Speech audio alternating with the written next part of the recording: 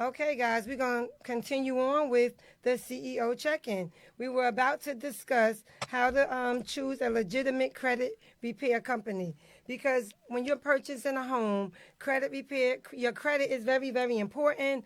You have to keep a certain score in order to get finance to purchase your big ticket home that you would like to purchase. So the first thing I'm going to say is transparency. Transparency is non-negotiable.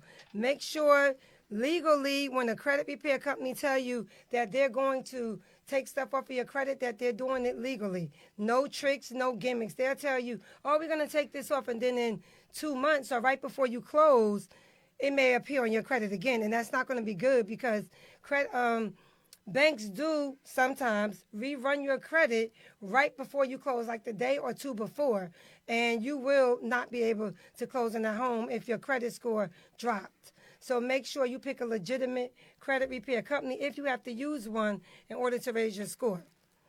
The next one would be small upfront fees, okay? Most legitimate companies are not going to charge you the whole balance before they repair your credit. They may say you have to give me a deposit of half or whatever their payment plan is going to be. But don't use credit repair companies that's saying to you, you got to pay us the whole amount before we fix anything, before you see any results on your credit.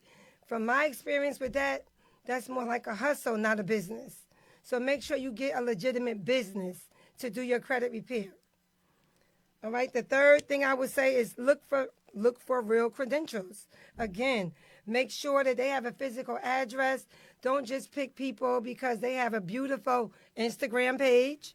Because some people say, oh, let me pick them. Their page was really, really nice. Mm-hmm. This is not about having a nice social media. This is about picking a company that can really, really service you the way you need to be serviced so that you can purchase your real estate that you want to purchase. And the last point I would give you would be make sure the credit repair company that you use educates you. Make sure they tell you about finances. Make sure they tell you how to keep your credit up, opposed to paying them the $400 or $500 or $2,000 that they may charge, and then you get back in the same jam in another 3 to 4 months. Right. Because you're not financially prepared to keep your score up. So again, that's my CEO check-in. Make sure that you pick a legitimate credit repair company. Don't let desperation make decisions for you that can mess you up later on.